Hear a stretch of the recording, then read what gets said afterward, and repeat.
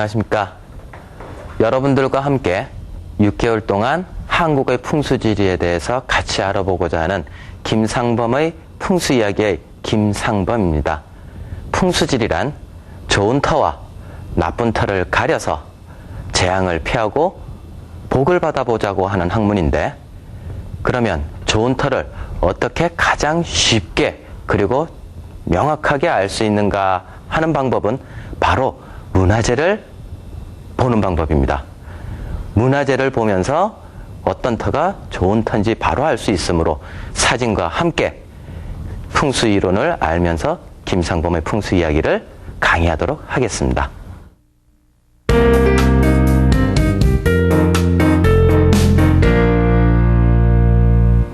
자, 인간에게 재앙은 피하고 복을 받자고 하는 학문들을 쭉 보면, 자, 첫 번째로 어떻게 하면 재앙을 피할 수 있을까, 복을 받을 수 있을까를 보면, 선천적인 요인으로 첫째, 사주팔자의 운이 좋아서 나빠서, 그 다음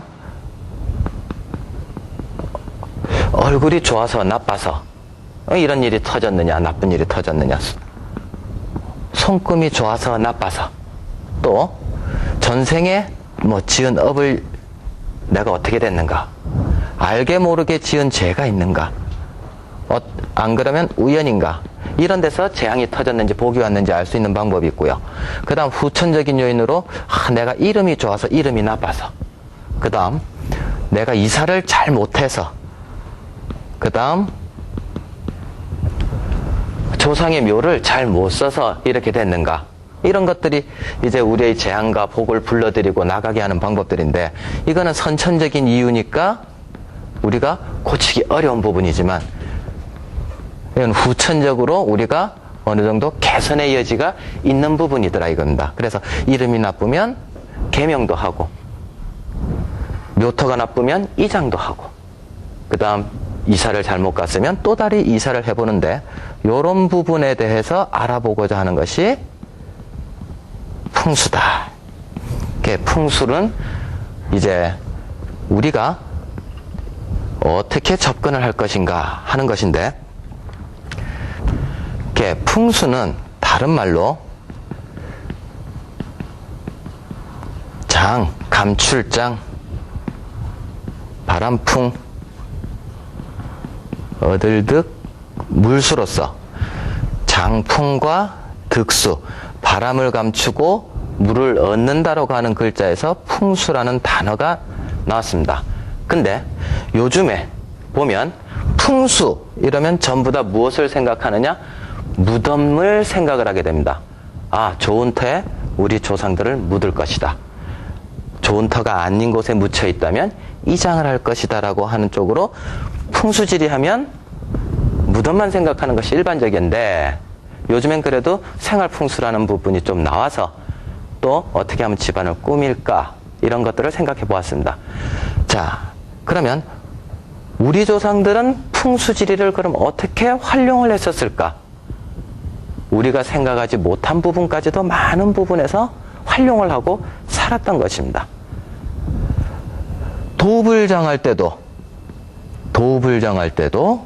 다 풍수적으로 봤고, 석탈해가 반월성을 잡을 때 하남 위례성, 공주산성, 부여산성, 국내성, 기타 등등. 그 다음 마을을 정할 때도 어떻게 하면 산기운과 물기운과 조화를 맞춰서 마을이 입지할 수 있을까 또 생각을 해봤고,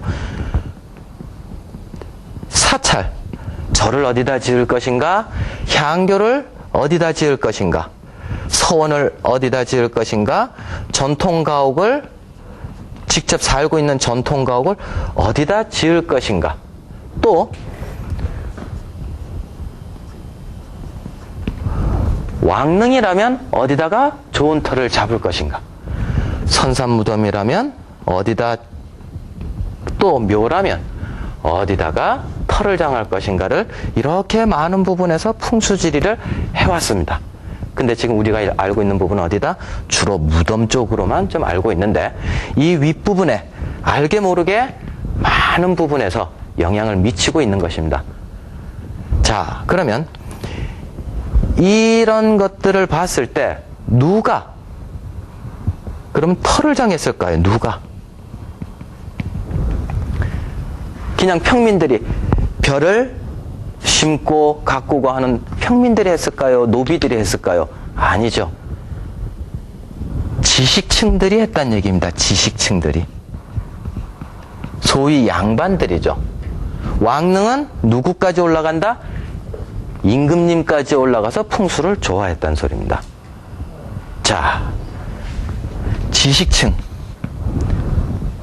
왕들도 풍수를 했고, 그 다음 조정 신료들도 풍수를 했고, 우리 옛날에 국사책을 이러고 봤을 때 이름난 사람들, 그런 사람들도 다 풍수를 했었습니다. 어떻게 보면 양반들의 전유물의 학문이었던 것입니다. 특히 그 왕과 관계된 사람들은 태조 이성계 같은 경우엔 도읍을 정할 때 풍수를 잡았으며, 그 다음 세종대왕은 편전에서 9년간 풍수 논쟁을 벌였었고, 세조는 자기가 수기사제조라고 하는 왕릉의 대장을 맡아가면서까지 풍수에 집념을 다했으며, 정조대왕 같은 경우에는 자기 아버지 사도세자를 더 좋은 곳으로 천장을 하기 위해서 풍수 공부를 무척 한 임금들에 속했습니다. 그리고 국사책에 나오는 사람들을 보면 황희정승도 그렇고, 정도전도 그렇고, 그 다음에 정인지도 그렇고, 태기 이황 선생님도 그렇고, 그 다음에 남명 조식 선생님, 우암 송시열 선생님, 전부 다 너무나 많이 풍수를 했던 사람들입니다. 양반학이면서 왕까지 했으므로 제왕학이었던 것입니다. 자, 그러면 이러한 학문들을 우리는 일제시대를 지나면서 양반계층이 사라지면서 일제시대를 지나오면서 너무나 갑자기 소멸돼 버렸어요. 100년도 안 된 시기에서 갑자기 소멸이 돼 버렸습니다. 그래서 거꾸로 이것을 우리 전통 거를 알 수 있는 방법은 단 하나, 문화재를 다시 역추적을 해서 풍수로서 그 문화재가 왜 그 터에 자리를 했는가, 왜 그 문화재가 명당 터일 수밖에 없느냐, 그 사람들이 그 터에 잡았으므로 그 문화재를 푼다면 곧 그것이 명당 터를 알게 된다는 것입니다. 여러분들이 다니고 있는 관광지, 사찰이든 서원이든 궁궐이든 간에 전부 다 명당 터들이 거의 많습니다. 저랑 같이 문화재 속에서 명당을 한 번씩 찾아보면 되겠습니다.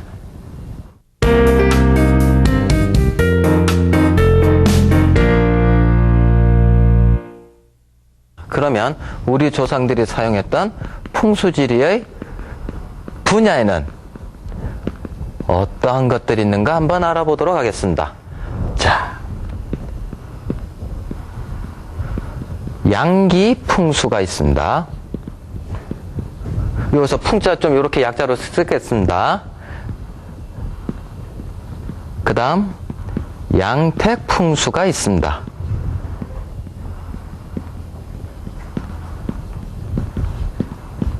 자, 음택 풍수로 이렇게 세 가지로 크게 나눠 볼 수 있는데, 여기서 양, 요 뜻은 우리가 음양 이야기를 할 때 나오듯이 뭐 벼양자고 그늘음자니까 벼양자 쪽에 속하는 것은 볕을 받고 사는 사람들에 대한 이야기, 생자에 대한 이야기, 산 사람에 대한 이야기고, 그늘음자는 햇빛을 못 보는 곳이니까 죽은 사람들에 대한 풍수 이야기, 이렇게 계산하시면 될 거예요. 그럼 요 두 개는 뭐다?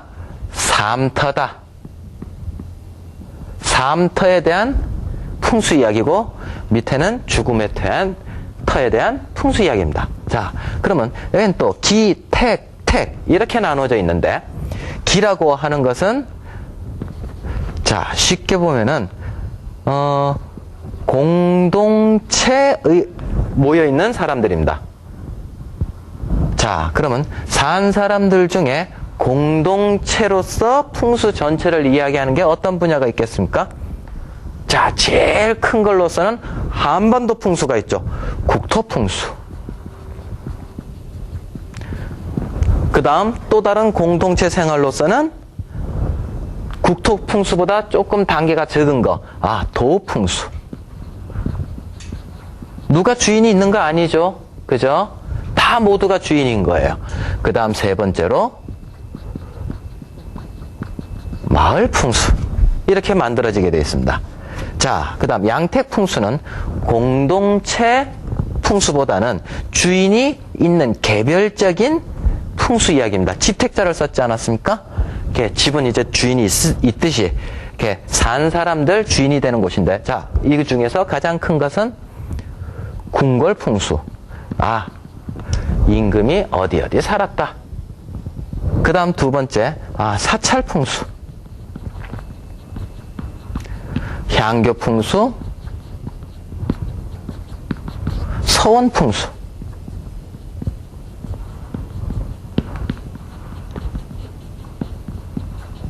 전통 가옥 풍수. 이렇게들 나눠져 있습니다. 자, 그러면 마지막으로서 음택 풍수는 죽은 사람에 대한 주인이 있는 곳이니까 그야말로 무덤을 의미합니다. 무덤에는 제일 큰 무덤이 어떤 무덤입니까? 왕릉입니다.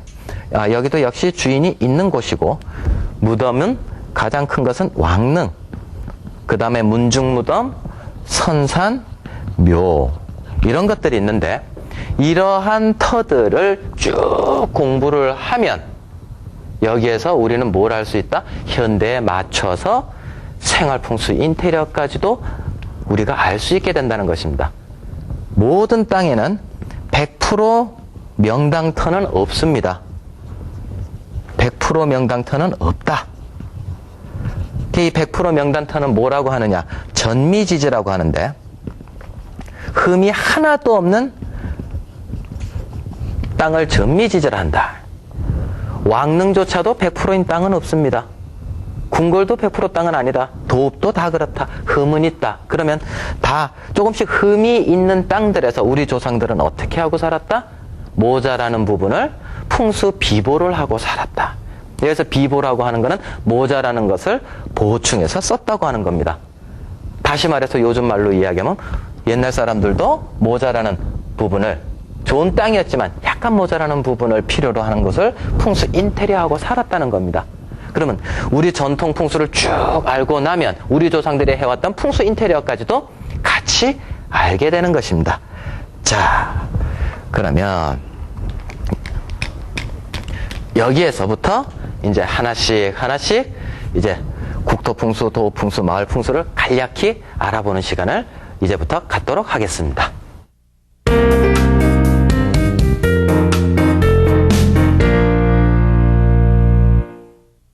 자,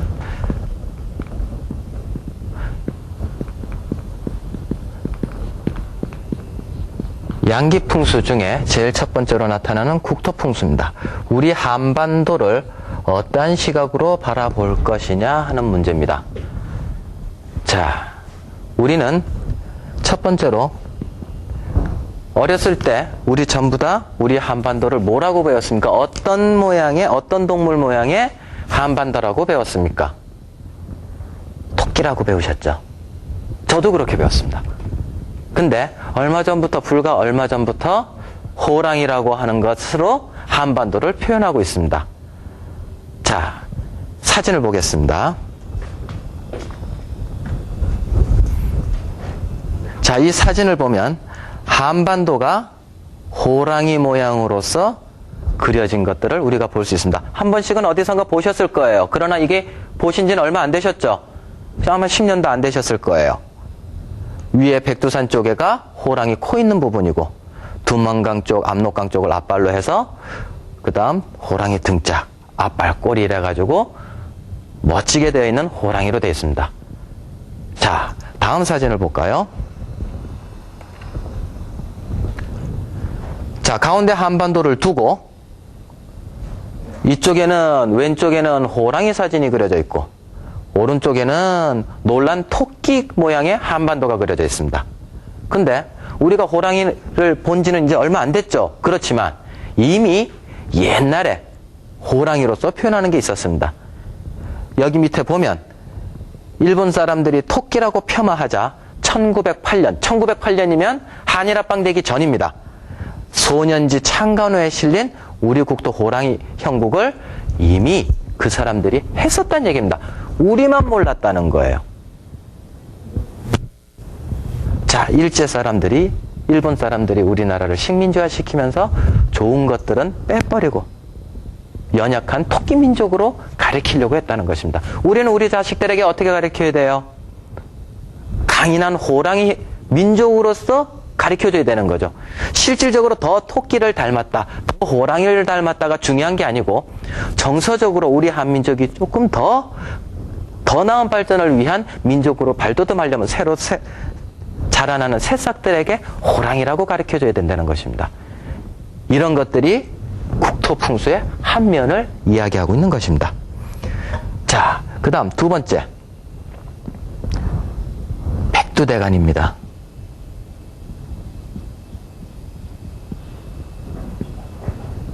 이거 중요한 문제입니다. 이것 또한 우리가 어렸을 때 한반도를, 이쪽은 태백산맥, 이쪽은 촬영산맥, 소백산맥, 노령산맥, 이런 식으로 마실령산맥 배웠단 말입니다. 근데 이게 우리 조상들이 봤던 그런 산맥들이 아닙니다. 우리 조상들은 태백산맥이니 소백산맥이니 마실령산맥이니 노령산맥이니 하나도 몰랐습니다. 오히려 전혀 다른 개념의 산줄기를 알고 있었다는 얘기입니다. 자, 그것을 보겠습니다. 그것이 백두대간입니다. 자,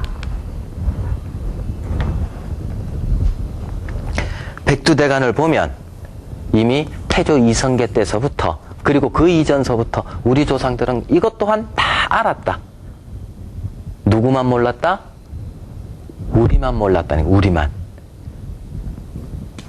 역시 이것도 역시 식민지 시대 때 우리 전통의 커다란 하나의 맥을 잊어버리게 된 겁니다. 이거 빨리 살려야 됩니다. 지금 중학교 교과서에도 아직까지도 태백산맥이니 소백산맥이 나온다는 얘기입니다. 우리는 이걸 알아야 돼요. 그리고 빨리 널리 퍼뜨려야 됩니다. 이것에 대해서 또 제가 따로 시간을 배정해서 백두대간에 대한 이야기를 해드리겠습니다. 자, 그러면 두 번째 국토풍수 다음에 도풍수에 대해서 이야기를 하겠습니다. 이제 도풍수. 자, 도풍수라는 건 어느 왕조가 자기가 거주할 왕궁을 세우기 위해서 만든 곳이 도읍입니다. 고구려 국내성, 평양성, 백제는 하남위례성, 하북위례성, 공주산성, 부여산성, 신라는 설화벌, 고려는 개성, 조선은 한양, 이런 식으로 이런 도읍들을 정할 때 다 풍수들을 사용을 했다는 겁니다. 그러면 경주 같은 경우에 한번 예를 들어 보겠습니다. 경주의 맨 처음 석탈해가, 4대 왕인 석탈해가 반월성이라는 곳에 입지를 했습니다. 자, 그럼 이 반월성이라고 하는 것은 상현달을 의미하는 겁니까? 보름달을 의미하는 겁니까? 자, 이쪽은 초생달,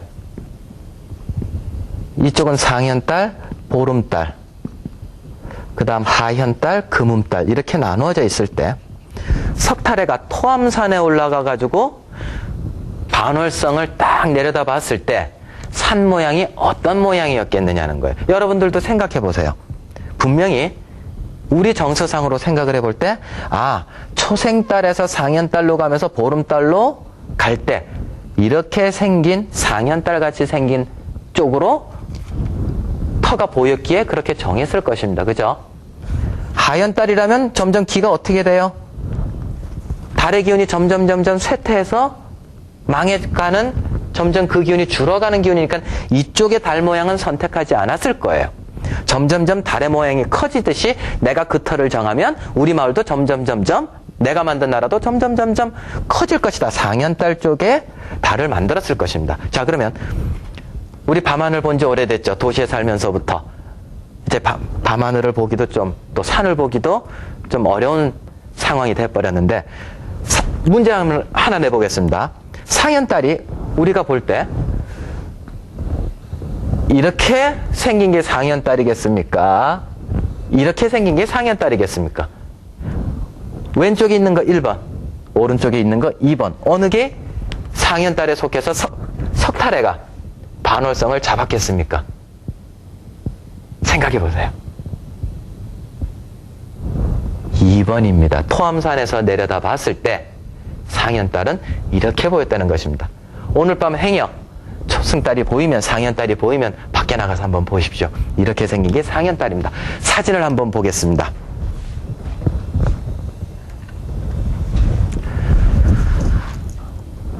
자, 이 부분이 상현딸처럼, 토암산에서 내려다 봤을 때 상현딸처럼 생긴 달 모양이라고 해서 이 부분이 점점 보름달로 감으로 우리 국토가 점점점 더 커질 것이다 생각해서 여기에다가 털을 잡았던 것입니다. 그냥 털을 우리 조상들은 잡지 않았습니다. 뭔가 풍수적인 이유에서 그 터들을 잡았다. 그 다음 우리가 많이 알고 있는 이제 한양에 대해서 알아보겠습니다. 이성계가 그러면 한양은 어떻게 또 털을 잡게 됐느냐.